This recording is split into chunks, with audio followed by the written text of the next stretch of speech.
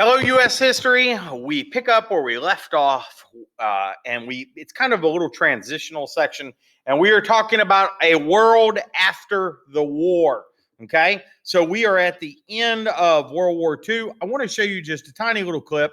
I'm not going to watch the whole thing, but just so you can get a sense of what this felt like in 1945.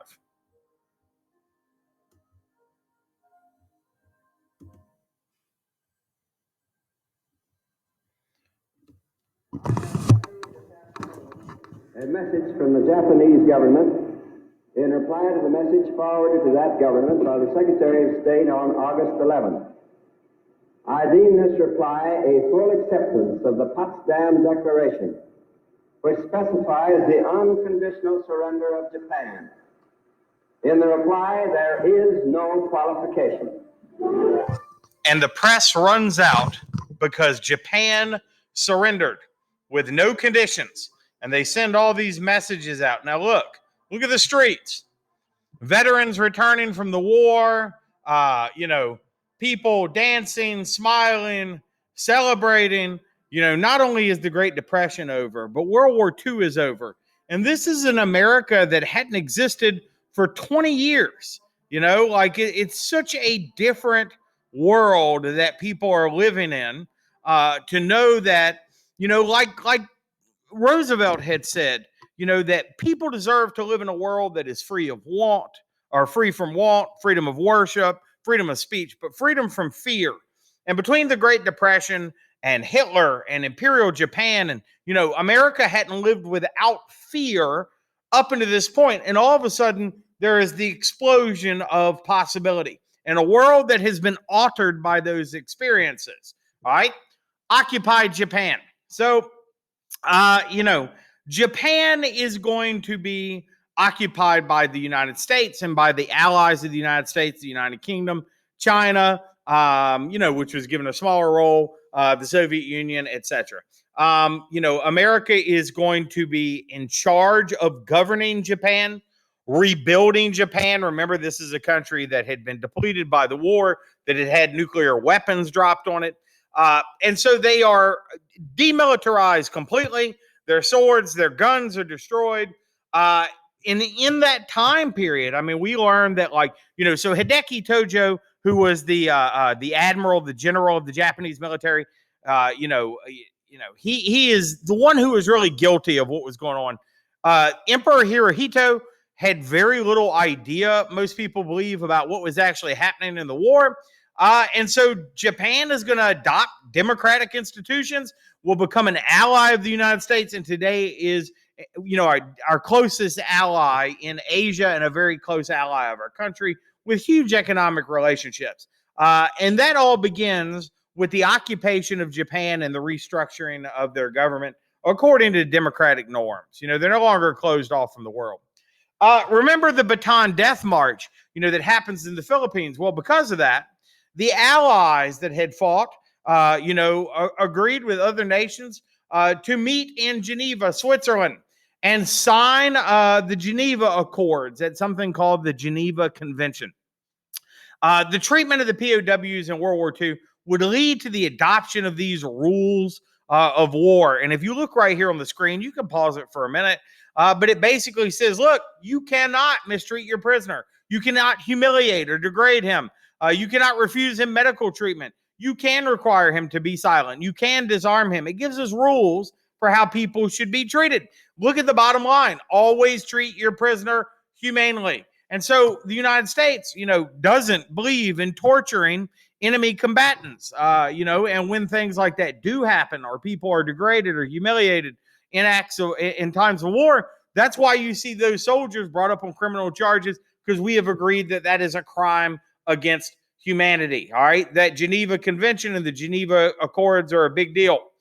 The United States may not have joined the League of Nations at the end of World War I, which was Woodrow Wilson's plan to stop global wars. But near the end of the war, a new organization was formed, and it was called the United Nations. And it creates a body of powerful nations to work to prevent future global wars. And so, the United Nations Security Council, the countries that were on the victorious Allied side of World War II, Russia, China, the United States, Great Britain, France, they're going to make up the Security Council that still makes those types of decisions about the world coming together as United Nations to avoid global war in the future. I mean, you got to remember, 72 million people died in World War II. 27 to 29 million Russians, 11 million in the Holocaust, 6 million Jewish people that were targeted for destruction because of their ethnic and religious background. All right.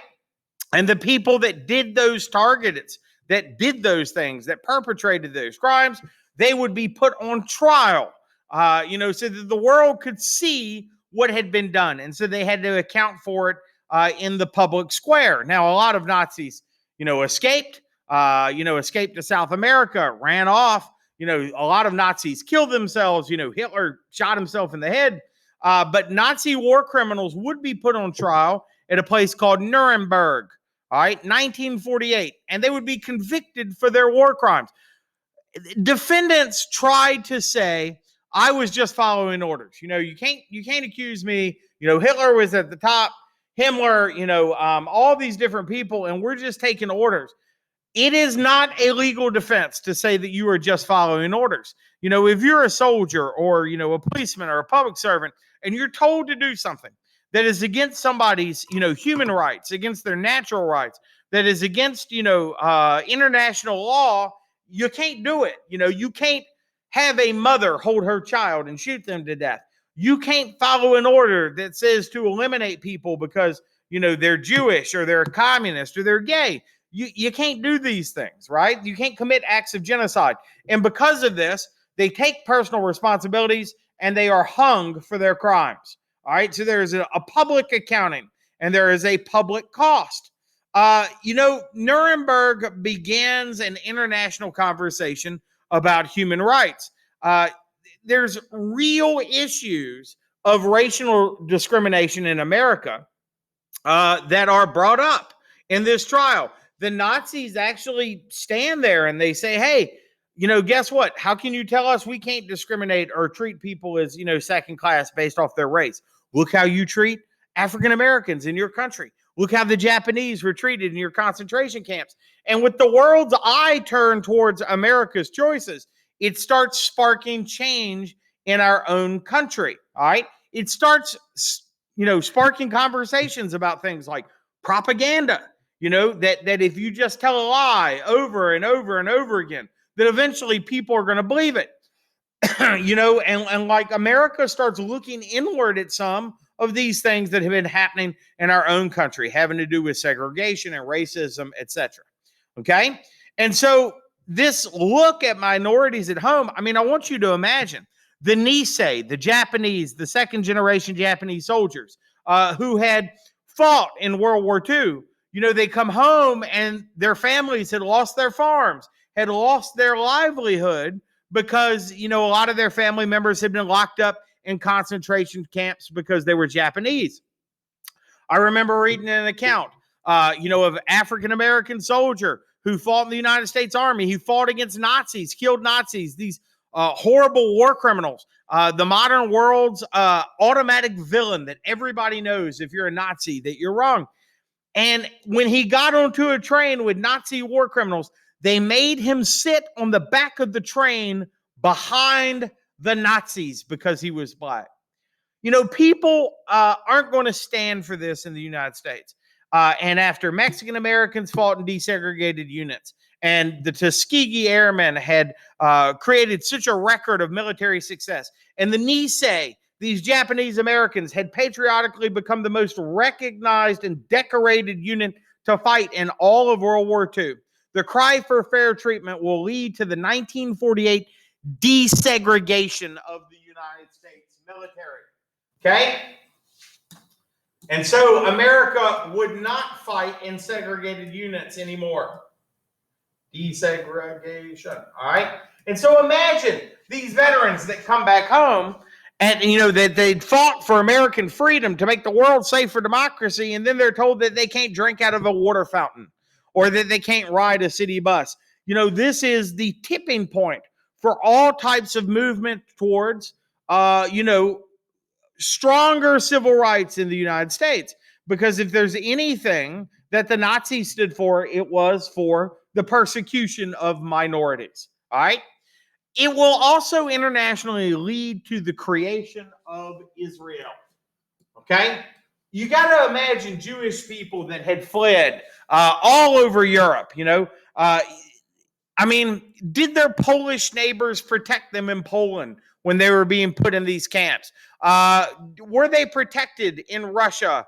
Were they protected in Germany? Like, how do you go home to Germany if you were a Jewish family, knowing what had happened there under the hands of Nazi government? And so the United Nations is going to create a new nation that is located in the Near East, in the places that were traditionally, the historical homeland of the Jewish people. All right. Now, the problem of the 1948 creation of Israel is this: there were already people living there. And so when all of these Jewish people would be repatriated to Israel, and they would create this nation that was dominated by Jewish people and their government, it is going to lead to conflict with a lot of the Arab population that had been occupying this space for hundreds or thousands of years. And that remains a serious tension and issue in Israel and in the Middle East today. Despite that, the United States remains a strong ally of Israel since 1948, and they are a democratic nation with flaws that operates in the Near East. Okay, so please remember, this is a huge result at the end of World War II, because for the first time since the Roman Empire destroyed Jerusalem in the first century, there is again a Jewish homeland in Israel. Okay, now, just like the Lend-Lease program gave us the power to use our manufacturing resources to assist the other allied nations, the United States sort of comes up with a new deal, like the New Deal in the Great Depression, a new deal for Europe. And Truman will ask for $17 billion to help restore Europe. And it's done under Secretary of State George Marshall. It is his plan. And it basically says that, hey, we now have to come together as a world so that we can fix global stability, so that we can put stable political institutions into the world, so that freedom and democracy and these ideals that we went to war with can exist. This plan is called the Marshall Plan, and it is to rebuild the economies, the governments, and the infrastructure of Europe that was destroyed in a second global war. So what is the Marshall Plan? It is a massive financial assistance program from the United States to rebuild a Europe overall that lay in complete structural and economic ruin. Okay. And it was also, believe it or not, propaganda, because everywhere that we invested this money, we're going to get paid back. The Marshall Plan ended up being, for 3 years, massive loans that get paid back with interest, but everywhere it went, the food, the building materials, it was stamped, United States of America. You see this sign that's right here, supplied, for European recovery. Now, look at this map. This map are all the countries that took Marshall Program loans from the United States. So we can start looking over here. We got Scandinavian countries up here, Finland, Denmark, Sweden. Oh, we got France. We got, Italy. We got Greece. Oh, we got Turkey, Great Britain, Ireland, Scotland, France, et cetera, et cetera. Oh, my goodness. Iceland. You know what's happening? Wait a minute. What's happening is this. Do you know who doesn't take this? Who doesn't take the Marshall Plan? It is our friends, the Soviet Union. Because what is being born, just like World War II was born after World War I, another conflict is being born at the end of World War II. Okay? In the post-World War II world, the world will be divided into halves that we will call the spheres of influence. All right? Spheres of influence.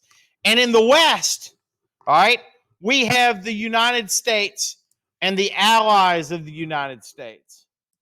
And in the East, we have the Soviet Union and the allies of the Soviet Union. And we have these nations that are more turned towards communism, where in the West we have nations that are more focused on democracy. All right. And so this ends up being the division of the world between the two countries that emerged really at the end of the war as superpowers. You know, think of how much of the fighting in World War II is going to take place in these areas, right? In this area is all destroyed.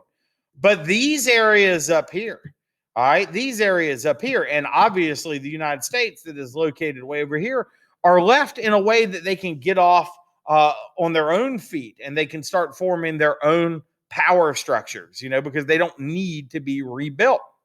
The Soviet occupation of all of those Baltic states, all right, including not only these Baltic states, but including the Soviet occupation of Poland, of Czechoslovakia, of East Germany. Okay. This is the way the war worked out. All right. But the Soviet Union doesn't necessarily pull out of these places. Germany itself would be divided into a East and West.